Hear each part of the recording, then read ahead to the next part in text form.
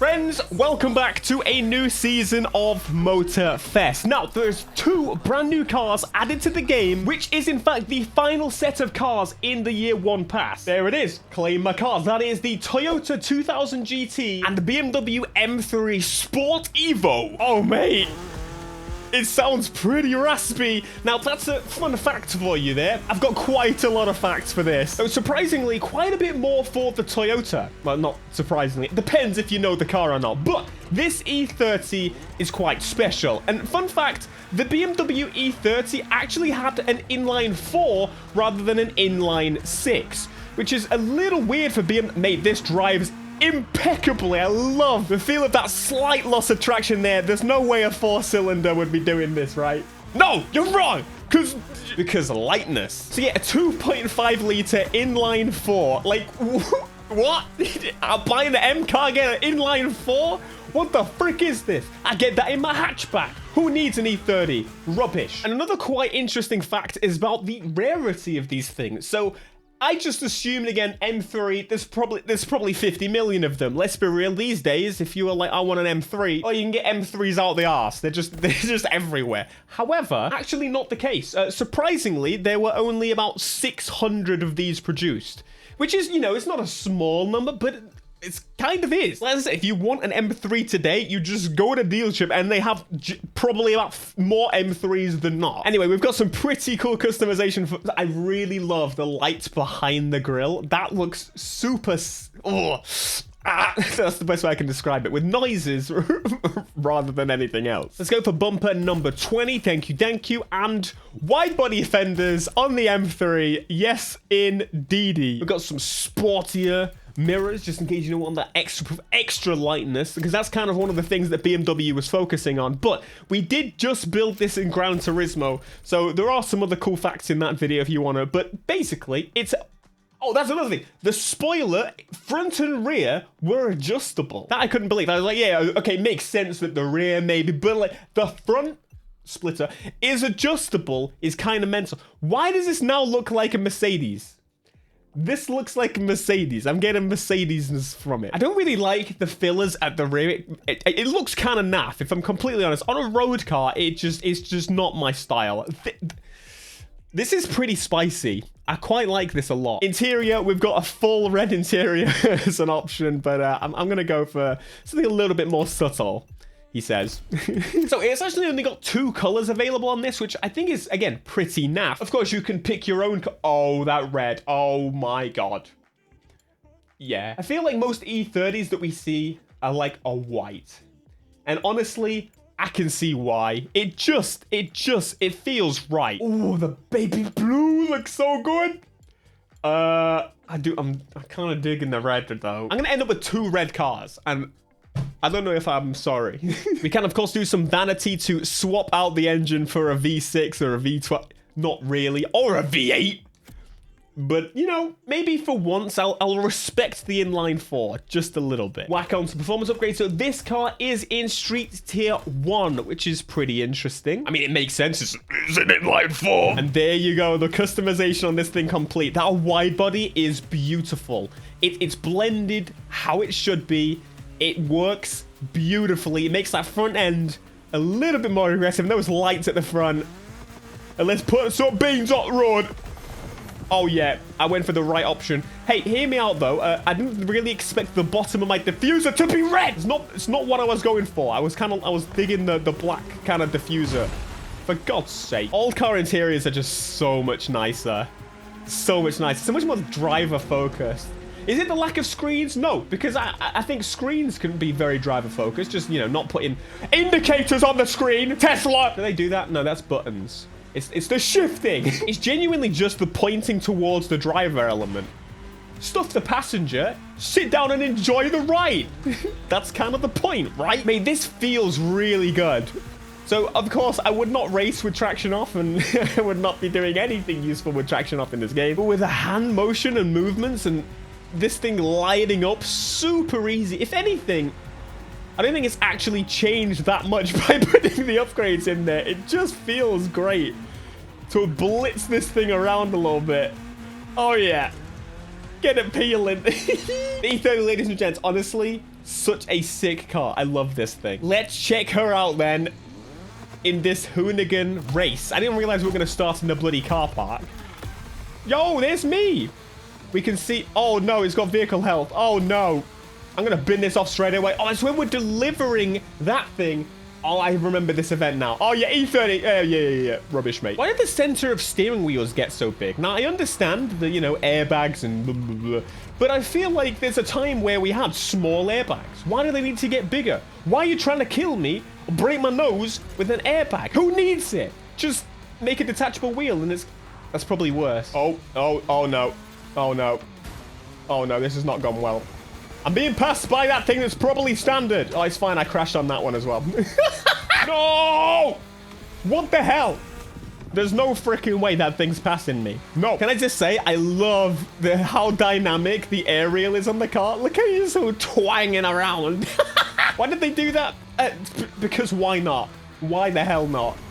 It's got quite a lot of understeer and oversteer. It's a little odd. I'm going to be honest. I wasn't really expecting it to handle in the way it does. I mean, I guess they're going for that old car characteristic. No matter how advanced and suspension geometry and blah, blah, blah is with these cars when they came out, they are very old. Like, I love the E30. Genuinely one of the coolest cars.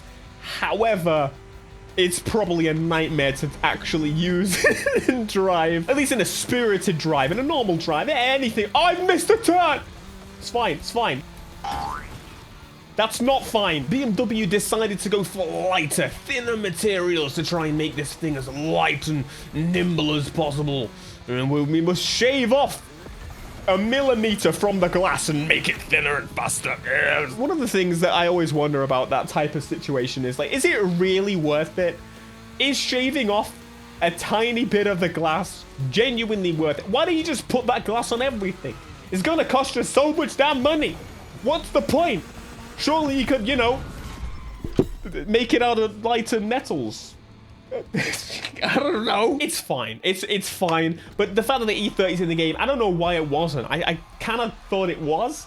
But another car that's actually super cool, and I have a lot of cool facts about this, because did you know that this was technically Japan's first supercar? That's right, friends. It is this boy. The 2000 GT from Toyota. This is gonna be something. So, as I did mention, oh, that is such a sexy interior. I am very happy with that. It changed the perception the world had about Japanese automotive engineering. It put them on the map as being able to create something stylistic, beautiful, and ultimately performance-y. Because this car set several speed records, which is pretty damn impressive. One of those was a 72-hour endurance test, an average speed of just over 128 miles an hour, which is pretty damn impressive. Maybe that's where they got the reliability thought from, at least the beginning of, because, like, the German cars would have broke down. Come on, let's be real. Now, if you're an old boy, or not, maybe you watched old boy films, this car was actually in James Bond. Fun fact, I've seen no James Bond. I think I've seen one. Am I missing out? Let me know. Anyway, we need Idris. What the hell? This is looking spicy already. 28 front bumpers. That feels kind of sacrilege, if I'm going to be honest. What is going on?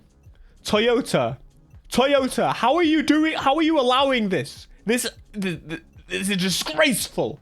The old boys are seething at this. He was in the 1967 James Bond film known as You Only Live Twice, apparently. But you'll notice this is the coupe version, and they actually had a convertible version. And the reason was the main actor, Sean Connery, was too tall to fit in the coupe.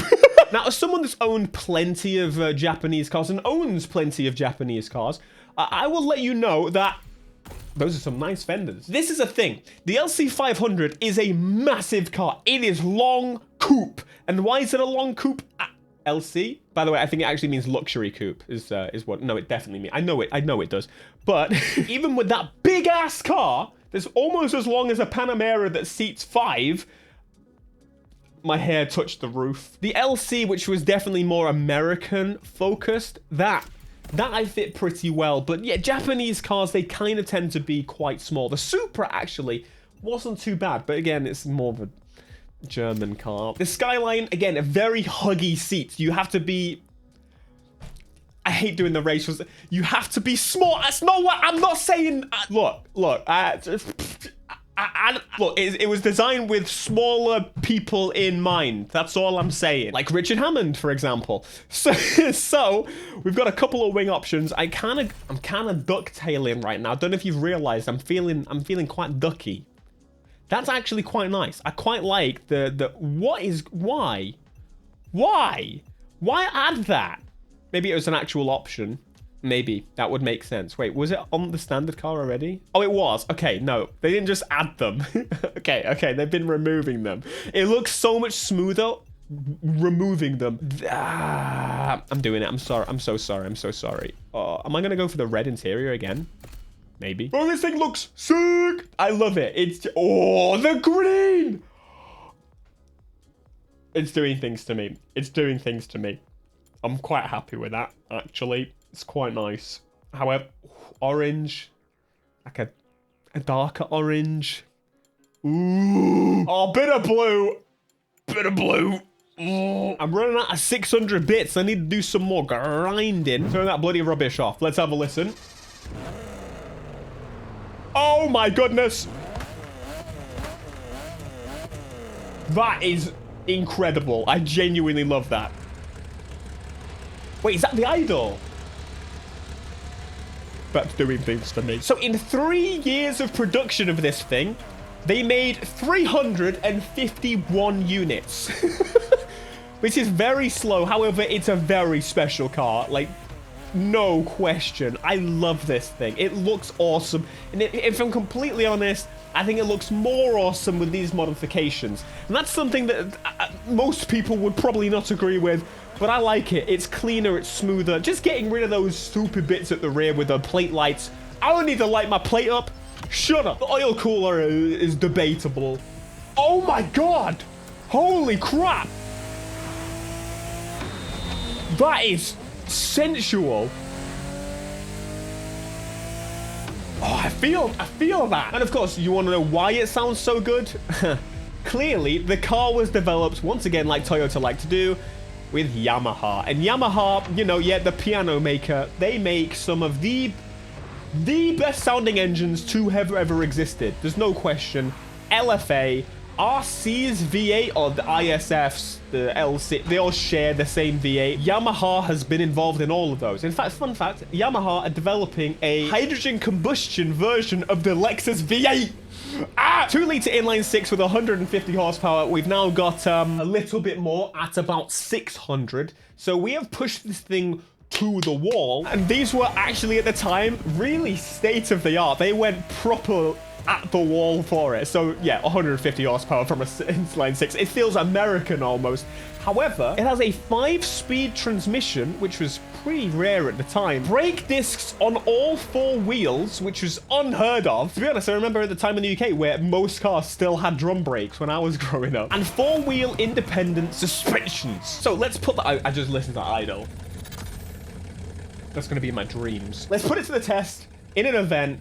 And I tell you, I've got even more about this car. It's a lot. This is a pretty interesting car. I'm going to do the same event as before because it just makes sense. So in today's age, this thing can fetch, genuinely, can fetch $1 million, over $1 million at auction. And there we go, from a launch. Not fantastic compared to the E30. Definitely feels a little bit older. But look how tiny this thing is. It is so small compared to the E30. I love that so much. Honestly, I'm kind of struggling to pull on this thing. Problem is, I did have a few accidents in the E30 as well. But passed me before actually having those accidents.